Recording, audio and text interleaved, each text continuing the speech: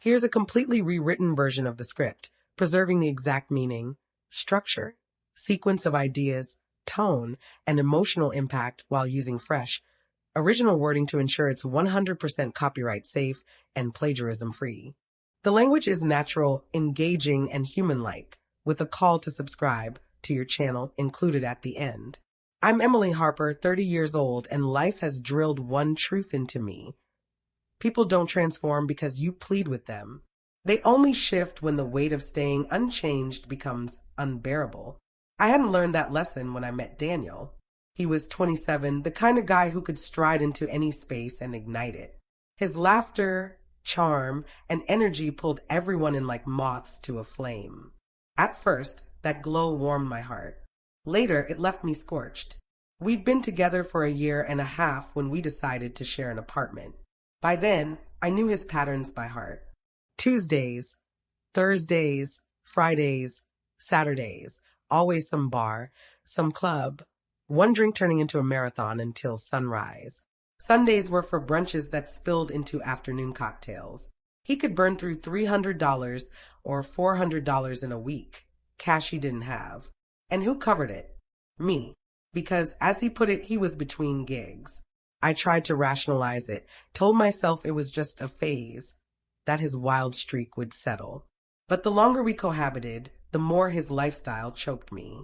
One evening, I suggested we stay in, maybe cook a meal, watch a film, something low-key, something calm.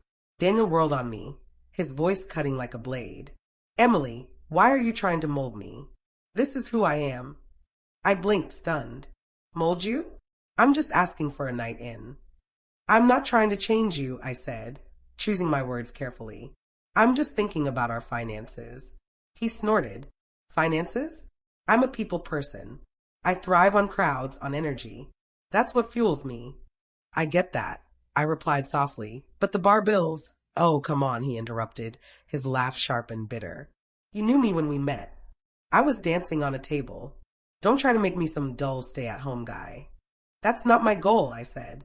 Yes, it is, he snapped, eyes blazing.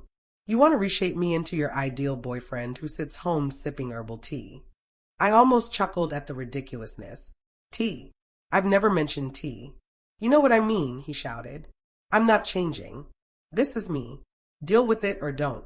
He stormed off to prep for another night out, leaving me in the silent ruins of our living room. His words stung at first, but as I sat there staring at the half-empty whiskey bottle on the counter, something inside me clicked. He was right about one thing. I knew who he was from the start. And if this was truly him, I had to accept it fully. So when he texted me at 1 a.m., Babe, can you send cash for an Uber? Phone's dead. I didn't send the money like I usually would. I texted back, sorry, I'm asleep. You'll manage. Silence followed. At 3 a.m., the door slammed. Daniel stumbled in, rage radiating from him. I had to wait for Sarah to finish her shift to drive me home. Took forever, he growled. Glad you're safe, I said evenly. Why didn't you send the money? I turned to him, my heart oddly steady. You said this is who you are. I'm accepting that. But I don't have to bankroll it. His face twisted in disbelief. What? You're a social guy, and that's fine. I'm someone who needs to save. We both get to be ourselves. He stared as if I'd sprouted wings, but I meant it. In the silence that followed, a cold truth hit me. Acceptance wasn't about compromise. It was about consequences. A quiet warning stirred in my mind. This was only the start of watching a man unravel when no one propped him up. When you stop funding someone's lifestyle, you don't just cut off cash, you shatter their delusions. The next week, Daniel stuck to his routine. Tuesdays, Thursdays, Fridays, Saturdays. But without my silent financial support, his polished nightlife began to crumble. On Tuesday, he drank my bourbon at home and only bought 2 drinks at the bar instead of his usual 6. He came home earlier, restless and annoyed. Thursday, he borrowed $40 from a coworker for gas, but spent it on happy hour. He trudged home, shoes wet, hair matted from the rain, laughing it off, but I saw the shame in his eyes. Friday was Lisa's birthday, a big bar crawl. Daniel approached me like a kid begging for allowance. Emily, it's Lisa's birthday. I have to go, but I need cash for the party bus and drinks. I shut my laptop, meeting his gaze. Why do you need my money? Because I'm broke, he said, half angry, half pleading. That's something to solve, I replied. You said this is you. I believe you. Go be you. He scrambled, asked his parents, they refused. His sister, another no. He convinced Lisa to cover the bus. But at the bar, he sipped one drink all night while others toasted and tossed back shots. I didn't hear this from him. Sarah, his friend, called me from the bathroom. Emily, what's going on with Daniel? He's acting off. Nothing, I said. Just letting him be himself. He's borrowing from everyone. It's awkward, she said. That's his choice, I replied. I used to enable it. Not anymore. A pause, laughter in the background. Sarah's voice softened. He looks diminished out there. I hung up without responding. Saturday was the breaking point. If I wouldn't fund his nights, he'd find another way. He posted on Instagram. Who's buying a guy drinks tonight? 3 women replied. He picked one with a yacht in her bio, showing me the messages like a taunt. See, some people value a good time. I gave a faint smile. Awesome. Problem solved. Not the reaction he wanted. He went out with Yacht Girl, returning at 11 p.m., early for him. Shoulders sagging, he muttered, she wanted me to go to her place after 2 drinks. I'm not that guy. I just wanted free drinks. I raised an eyebrow. 2 free drinks is something. He chucked a cushion at me, but I wasn't wrong. The next week, Daniel switched tactics. If I wouldn't hand over cash, he'd cost me indirectly. He devoured every grocery I bought, cooking lavish meals for his friends with my ingredients, leaving me nothing. I adapted, stashing non-perishables in my car and buying only daily essentials. Where's the food? He demanded one night, staring into an empty fridge. I ate what I needed, I said. You're a social guy. I figured you'd eat out. Then came the utility games. Every light on, AC cranked to Arctic levels, showers lasting 40 minutes. The bill spiked by $150. I slid it to him. You're half. His jaw dropped. Half? You've never asked for half. True, I said calmly. I was trying to fix your finances before. Now I'm treating you like an independent adult. I can't pay that, he said. Then maybe shorter showers. The real embarrassment came one Thursday when he invited his party crew over. I walked in to find 8 strangers in my living room, music blaring, drinking my liquor. Hey, everyone, I said with a forced smile, then marched to the cabinet, snapped a padlock on it, and announced, new house rule. Emily, don't be like that, Daniel hissed. Not being rude, I said evenly. Just accepting you're the host. Hosts provide drinks, not me. Half the group left instantly, no free alcohol, no reason to stay. The rest drifted out awkwardly. Daniel followed me to the bedroom, face flushed with humiliation. You made me look bad. How? By not supplying booze for strangers. They're my friends. Then they should be thrilled to see you, not my whiskey. He had no response, just silence, a silence louder than any argument. For the first time, Daniel wasn't just confronting me, he was confronting himself, stripped of the crutches that propped him up. He didn't like the reflection. When he finally said, I want to change, I didn't buy it. And I was right. He didn't want to change his habits. He wanted to change how expensive they'd become without my support. His first attempt was a second job. He lasted 3 shifts at a cafe before quitting, claiming the early hours clashed with his social life. Emily, you don't understand, he said, tossing his apron on the couch. I can't work at 6 a.m. and party until 2. It's impossible. Then maybe don't party until 2, I said, eyes on my screen. He stared as if I'd spoken gibberish. Next, he tried budgeting, sitting at the table with a notebook, scribbling intently. I'm setting aside $50 a month for fun, he declared proudly. For the whole month? I asked. Yeah, responsible, right? That Friday, he spent it all in one night and came home sulking. This budgeting thing is oppressive, he muttered, tossing the notebook in the trash. I watched his downward spiral with a strange calm, like a bystander in my own life. The more I stepped back, the clearer it became. Daniel didn't want growth. He wanted a sponsor. One night, he cornered me in the hallway, his voice low, almost desperate. Emily, don't you miss it? The vibe, the night's out? You're becoming a recluse. I met his eyes, steady. I like calm. I like knowing my bills are paid. That's my vibe. He blinked, confused, then scoffed. You've changed. No, I said quietly. I just stopped paying for you to stay unchanged. That hit him hard. The next day, his parents called. His mother's voice was polite, but firm. Emily, Daniel says you're controlling him, cutting him off financially. Is that true? I steadied myself. I stopped funding his nightlife, yes. You can't expect him to pay for all that himself, she said, almost chiding. I swallowed a laugh. That's the idea. If he can't afford it, he shouldn't do it. A pause. His father's voice came on, gruff. He says you're financially abusing him, withholding support. Support? My tone sharpened. He's 27. He doesn't need support for bar tabs and taxis. He needs a job. A heavy sigh. We didn't raise him to rely on women. Then don't be mad I'm not enabling it, I said coldly. Silence. We'll talk to him, his father said. The call ended. That night, Daniel stormed in, slamming the door. My parents are pissed at you, he spat. Because I won't cover your bar tabs? I asked calmly. Because you're making me look like a failure. I studied him. Hair messy, shirt creased, eyes red. The man who once lit up rooms now looked worn, desperate. I'm not making you look like anything, I said softly. You're doing that yourself. He flinched as if I'd struck him. For a moment, I almost felt sorry for him. Almost. But then I remembered the empty fridge, the inflated bills, the strangers drinking my liquor.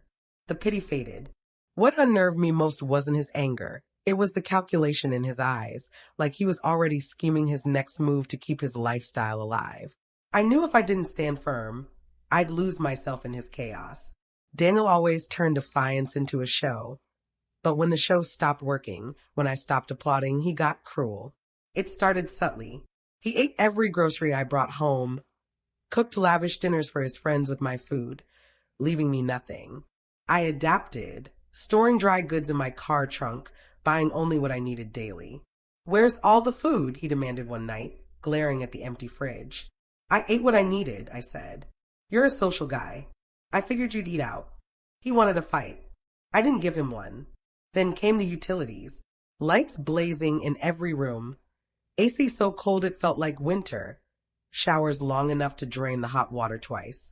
The bill jumped $150. I handed it to him. Your half. He gaped. Half. You've never split it before. True, I said. I was trying to fix your finances. Now I'm treating you like an adult. I can't afford that, he said. Then maybe shorter showers. The ugliest moment came on a Saturday. He dressed up tight shirt, too much cologne, hair slicked back, but instead of asking for money, he smirked. I've got it figured out, he said, flashing his phone. An Instagram story. Who's buying a guy drinks tonight? 3 women responded. He showed me one's profile, yachts and martinis. See, some people appreciate a fun guy. I gave a faint smile. Perfect. You're set. His smirk faltered. He went out with Yacht Girl, returning early, defeated. She wanted me to go to her place after 2 drinks, he muttered. I'm not that guy. I just wanted free drinks. I raised an eyebrow. 2 drinks is something. He threw a pillow at me. I didn't react. It should have ended there with petty jabs and small wins. But Daniel crossed the line. I kept an emergency fund, $2, 000 in a lockbox in the closet for rent, bills, life's curveballs. One evening, I noticed the box was off. My stomach dropped. I opened it, hands shaking. $400 gone. I found Daniel lounging on the couch, scrolling his phone, smirking. Where's my money, Daniel? My voice was cold, steady. He feigned innocence. What money? The emergency fund. $400 is missing. He shrugged. I had an emergency. Sarah's birthday. VIP section. I couldn't miss it. I was speechless. He'd stolen from me, not for necessities, but for bottle service. That's not an emergency, I whispered. It was to me, he said, leaning back, defiant. I'll pay you back. With what? When? He rolled his eyes. It's just money. Don't be dramatic. Something in me shattered. Not loudly, not with rage, but with a cold, heavy clarity. There was no limit to what Daniel would do. No boundary he wouldn't push. For the first time, I knew what had to happen. I didn't yell. I didn't throw him out that night. I just looked at him, my voice calm, almost detached. You have 30 days to move out. He laughed, thinking it was a bluff. But when I handed him the written notice the next morning, his face paled. You're serious? Yes, I said, sipping coffee. You stole from me. That's the line. You're making me homeless, he snapped. No, your parents offered their guest room. You'll be fine, just not living off me. That shut him up. But silence wasn't surrender. The next weeks were messy. He brought strangers home, parading them through the apartment, maybe to make me jealous. I barely cared. I stayed at my friend Lauren's most nights, letting Daniel explain to his hookups why I wasn't there. Then he announced, I'm throwing one last party before I leave. Fine, I said, grabbing my bag. Your mess to clean. He didn't clean. I came back to a trashed apartment, empty bottles everywhere, cigarette burns on the carpet, vomit in the sink. I didn't argue. I took photos, sent them to his parents, and waited. Within an hour, his mother called, voice shaking with anger and shame. This isn't who we raised. I stared at the mess, my voice flat. This is exactly who he said he was. I just stopped paying for it. Move-out day hit like a storm finally breaking. His father arrived in a pickup, shoulders heavy with defeat. He surveyed the damage, jaw tight. Send me the bills. We'll pay. I nodded. Thank you. He looked at me, guilt in his eyes. Emily, I'm sorry. We enabled this too long. It's not your fault, I said quietly. He's an adult. His father sighed. An adult who never grew up because we all kept funding his childhood. Daniel stormed in, face red, avoiding our eyes. His father didn't lecture, just carried boxes in silence, the weight of disappointment deafening. When they left, the apartment felt still, empty, lighter. I sat on the floor, surrounded by the ghosts of his chaos. The locked cabinet, the closet where my emergency fund once sat, the walls that saw it all. For the first time, I felt no anger, no sadness, just relief. The kind that comes when you stop fighting a current and let it fade. But I knew it wasn't over. Daniel wasn't one to fade quietly. In the weeks that followed, I'd hear my name in his bitter complaints, my shadow in his grievances. But it didn't matter. I'd chosen peace over chaos, and once you choose peace, there's no going back. After Daniel left, the apartment felt like it could breathe. No half-empty bottles cluttering the counters, no strangers laughing at 2 a.m., no passive-aggressive fights over money. Just quiet. In that quiet, I saw how much his chaos had consumed me. Bits of news about him trickled in through friends and social media. He was living with his parents, working part-time at his mom's office on a tight allowance. They'd cut up his credit cards. He went to bed at 10 p.m., meal prepped boring lunches, even started a savings account. But his posts painted a different picture. Photos of him staring out windows, captions like free spirit caged. He wanted everyone to know he was still fun, just misunderstood. Sarah called one night, her voice softer than usual. Emily, Daniel asks about you sometimes. I paused. How's he doing? Different, she said. Quieter. Less drinking, but he's bitter. Says you ruined his life. I almost laughed, but stopped myself. Ruined his life? By letting him face it? She didn't respond. I thought about those words for days. Ruined his life. Had I? I replayed every argument, every tear, every slammed door. But the truth was clear.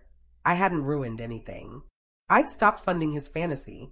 Daniel wanted to be accepted for who he was while expecting me to finance it. And who he was broken, not just financially, but emotionally, relying on others to carry him. I hadn't ruined his life. Reality had. I just stepped out of its way. Months later, I was in a new relationship. My partner wasn't a bar dazzler or a loud performer. He was steady, kind, financially responsible because he worked for it. Sometimes we went out, sometimes we stayed in. Whoever suggested the plan paid. Simple, fair, balanced, a revelation. One night, alone in my apartment, lights low, The fridges hum the only sound. I thought back to my first fight with Daniel. Him accusing me of trying to fix him. Me insisting I wasn't. Maybe I had been, in small ways, hoping he'd choose calm over chaos. But real acceptance isn't about changing someone. It's about stepping back when they refuse to change. And I had accepted Daniel, accepted he was exactly who he said he was, that he'd rather lose me than his parties. More importantly, I'd accepted I deserved better. That acceptance saved me.